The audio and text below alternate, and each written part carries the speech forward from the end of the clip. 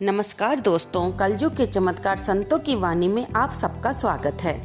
दोस्तों, अब तक हमने 19वें अध्याय तक के महात्म्य को सुना है, जिसमें हमने 19वें अध्याय में ये देखा कि नारद जी पृथु को बता रहे हैं कि सबसे पहले इस कार्तिक व्रत को धर्मदत्त नाम के एक ब्राह्मण ने किया था, जो कि भगवान विष्णु का परम भगत था और हर समय मंत्र जाप करता, भगवान की सेवा करता, तुलसी की सेवा करता।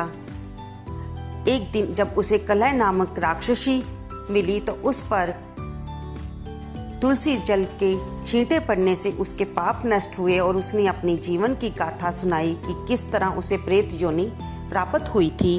अब हम 20वें अध्याय में इससे आगे सुनेंगे। धर्मदत्त बोला, कार्तिक मास में तीर्थ, व्रत, नियम आदि करने से समस्त पाप दूर हो जाते हैं, परंतु प्रेत योनि में रहने के कारण उन पर तेरा अधिकार नहीं है। तेरे इष्ट कष्ट को देखकर मेरा मन दुखी है। तेरा उद्धार किए बिना मेरा मन प्रसन्न नहीं होगा। 3 प्रेत योनियों को देने वाला तेरा ये पाप बड़ा निंदित है। थोड़े से पुण्य से ये समाप्त नहीं होगा। इसलिए इस जन्म में जो मैंने कार्तिक का व्रत किया है, इसके आधे पुण्य के फल से तू उत्तम गति को पाएगी। नारद जी बोले। ये कहकर धर्मदत्त ने द्वादशाक्षर मंत्र को सुनाकर तुलसी युक्त जल उसके ऊपर छिड़का। तब वह प्रेत योनि से छूट गई।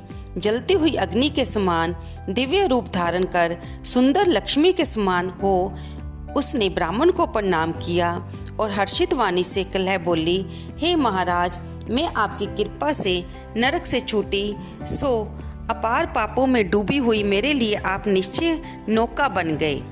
नारद बोले, कलह ने विष्णु के रूप को धारण करने वाले देवताओं समेत प्रकाशमान विमान को देखा।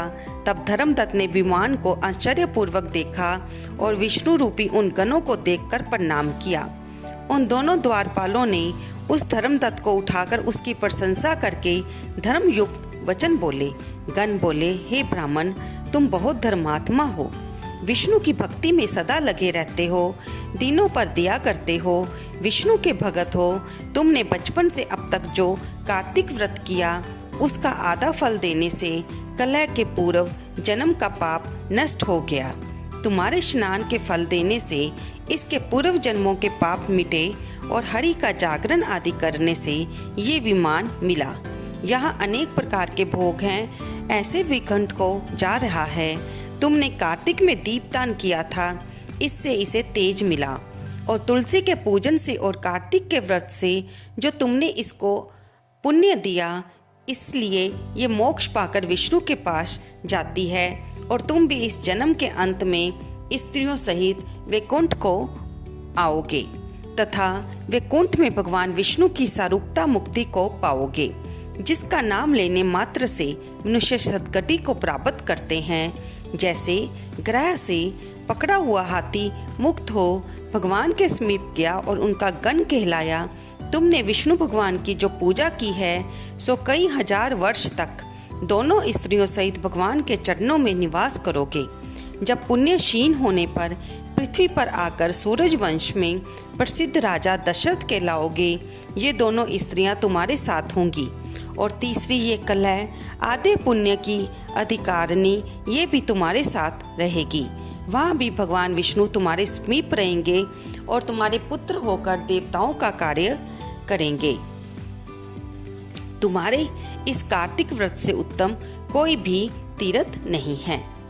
दोस्तों, यहाँ पर हमारा कार्तिक महात्म्य का 20वां अध्याय समाप्त होता है।